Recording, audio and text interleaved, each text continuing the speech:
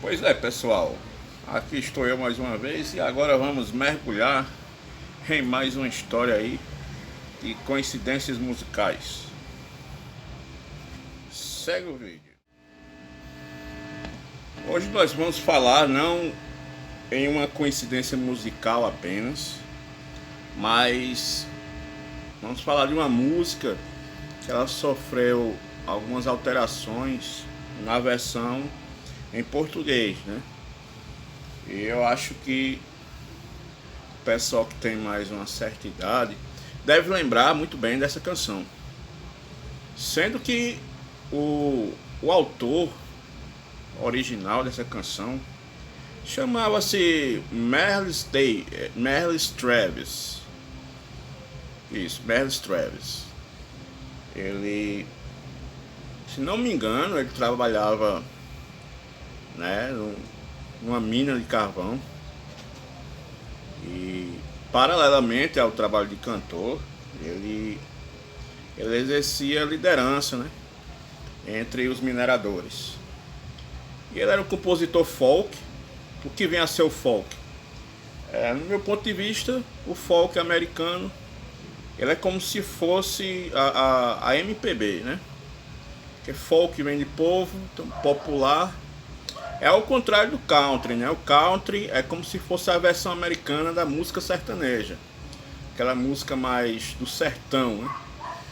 Que lá chamam de backlands, as terras de trás. São os estados mais afastados dos centros urbanos. É o chamado country. E a gente sabe que os Estados Unidos têm, assim, tem nos dado durante as décadas vários e vários ritmos que provêm da música negra, né? Que nasceu ali no Mississippi, no Illinois, Tennessee, Alabama, como por exemplo o jazz fusion, o blues. O blues é uma coisa extraordinária, né? Quem nunca escutou Robert Johnson, né?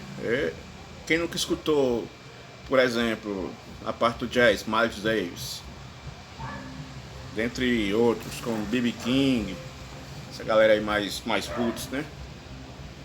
Então o Merle Travis, ele compôs uma música chamada 16 Tons, que em português é 16 toneladas. E nessa canção ele fala do trabalho análogo à escravidão dos carvoeiros, nos mineiros de carvão mineral. Aquele carvão que é encontrado nas cavernas, né? E a letra em si, ela traz um embasamento muito forte, né?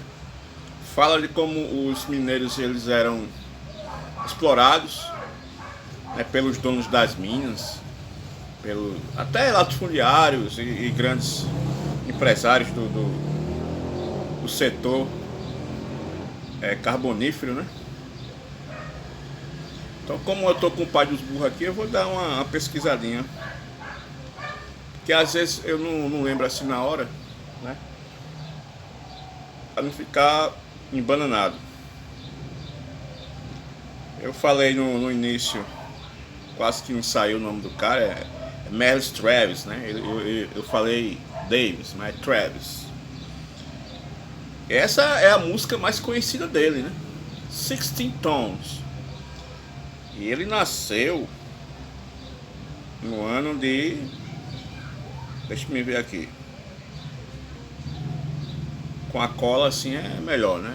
E sem edição melhor ainda. Olha aqui, ele nasceu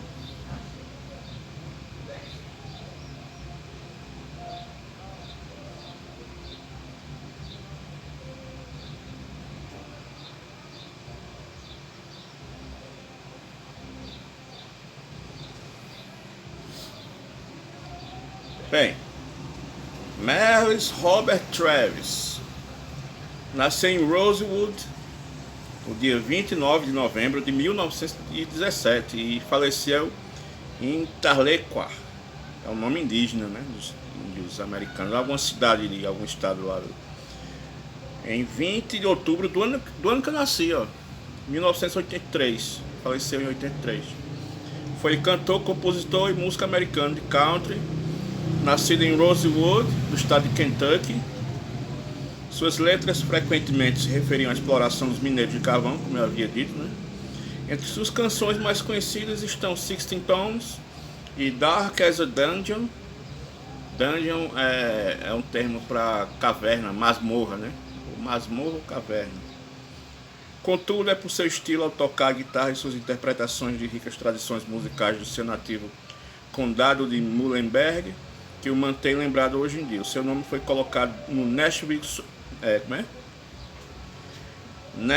Songwriters Hall of Fame, que é digamos, é a calçada da fama, né? A sala da fama dos compositores de Nashville, em 1977. Mas o que eu estou querendo dizer nesse vídeo, que essa música, ela sofreu algumas versões. Essa aqui é a principal, é a original, né? A do Miles Travis. Mas anos depois, um cara chamado Tennessee Ernie Ford regravou, né, essa música e fez uma versão um pouco mais puxada para aquele blues dos anos 40, dos anos 50. Vou dar uma pesquisada aqui. Tennessee Ernie Ford, cantor. Ele regravou Sixteen Tones, né? Ele nasceu em Bristol, do Tennessee. Na verdade, o nome artístico, né, Tennessee, aliás, na verdade esse é o nome artístico dele, né? O nome dele era Ernest Jennings Ford. Aí colocou o nome artístico de Tennessee. Mas vamos lá. Eu acho que até o momento vocês já devem ter se ligado que essa canção, essa música do Miles Travis, ela teve uma versão em português, né? Acho que no final dos anos 70 por ali, teve uma versão em aquele samba mais cadenciado, mais pegado, não um samba rock, mas um molejo. Vou dar uma olhada aqui.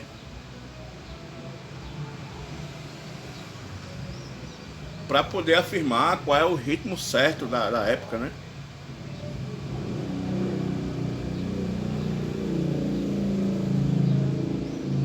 E vamos lá.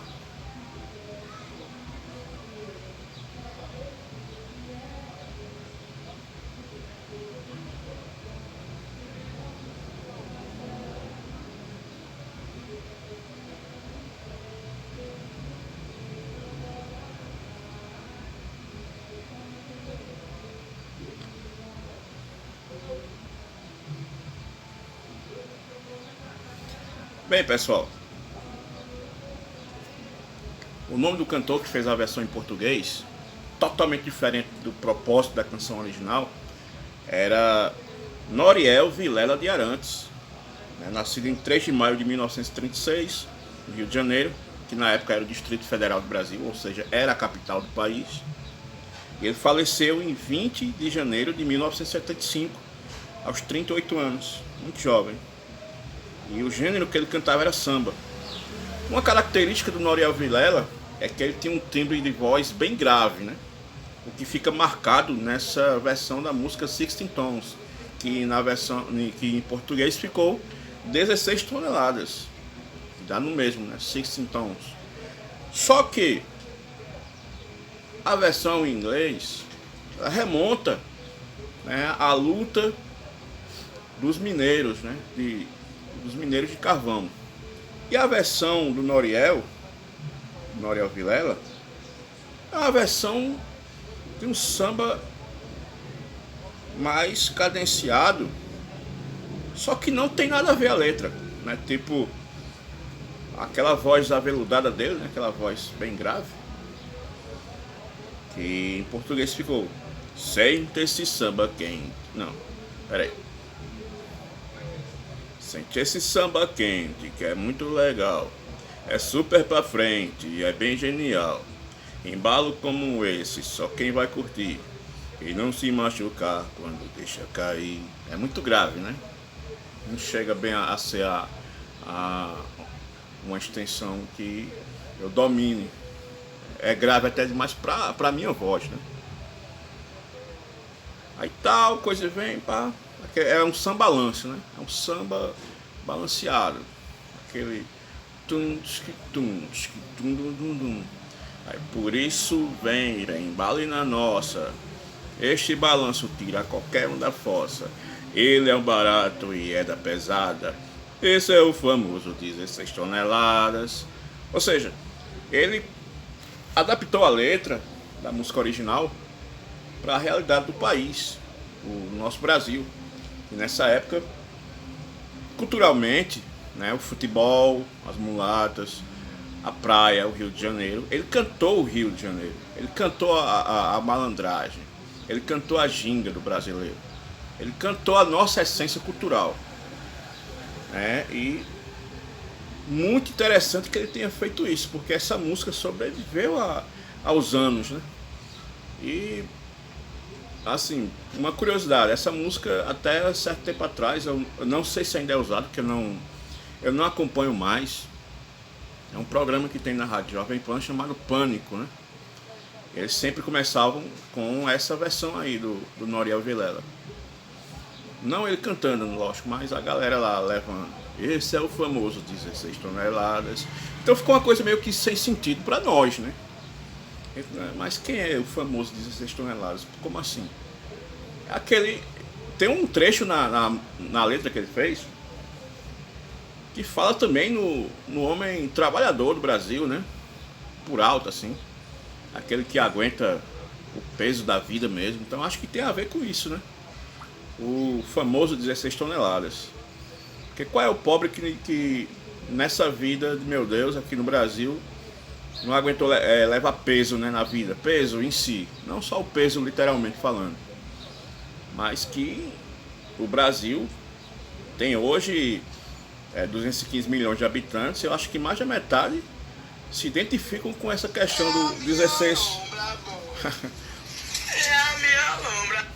Isso aqui é o toque do meu celular, pessoal. É a minha lombra, é a minha lombra. Alguém mandou mensagem. Opa, meu irmão, boa tarde. Tudo certo. Eu posso recomendar que vocês façam o litoral norte amanhã, por conta da altura da maré, né? Que amanhã vai estar mais baixo. Vocês podem deixar o litoral sul 2 para o final, para o último dia.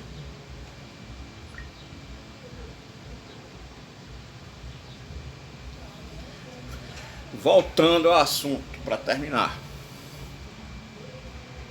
Na nossa versão em português ficou 16 toneladas, né? 16 toneladas vem a ser aquele samba marcado, pesado, com bumbão bem grave. A voz do cara, do Noriel Vilela, grave.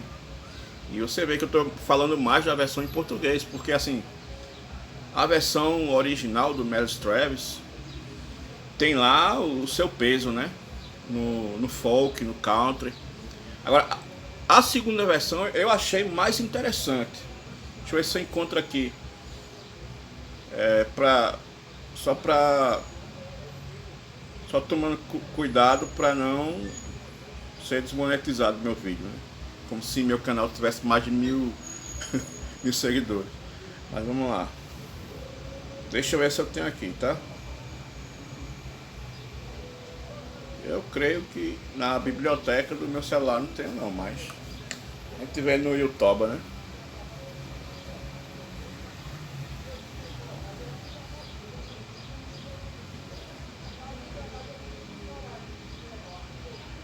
Eu achei mais interessante a segunda versão, a introdução, né? Que o Noriel Vilela copiou descaradamente ao pé da letra, a introdução.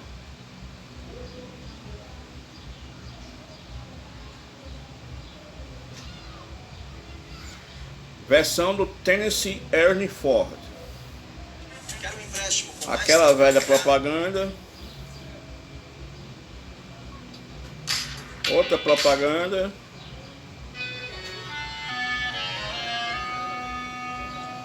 Some people say a man is made out of mud.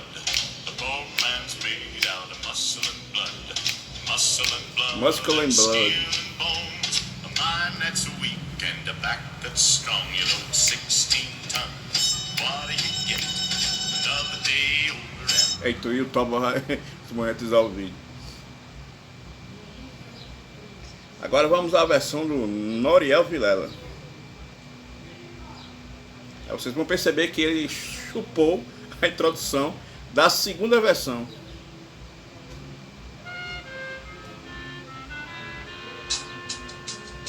Sente esse samba quente que é muito legal.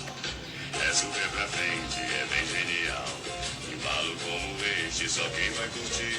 Quem não se machucar quando deixa cair. Por isso vem. Bem, é isso aí.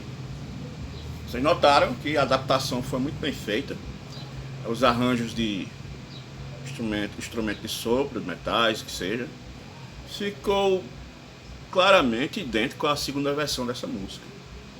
E o vídeo de hoje foi para se tratar disso aí.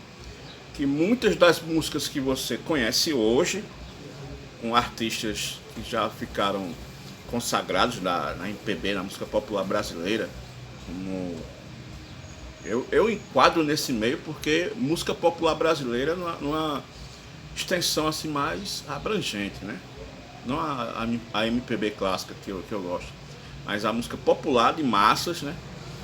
Coloco nesse meio Ivete Sangalo, Luan Santana. Vocês vão perceber que em algum momento as músicas que eles fazem são rebuscadas de outros autores, né, que são de outras nações, de outros países, mais precisamente Inglaterra, Estados Unidos. E às vezes é até decepcionante para nós, né, que às vezes gostamos desses cantores, descobrir que eles fazem essas versões. E curiosamente tem uma banda no Brasil de um gênero bem apocalíptico, né, que é o forró eletrônico. Há muitos anos vem fazendo isso com músicas consagradas do rock. A banda em si tem um visual mais rock and roll do que os próprios roqueiros, né? Eu acho que deve ser a Calcinha Preta, lá de Aracaju, né? Eles pegam umas músicas lá e fazem umas versão melosa, meu irmão, uma coisa...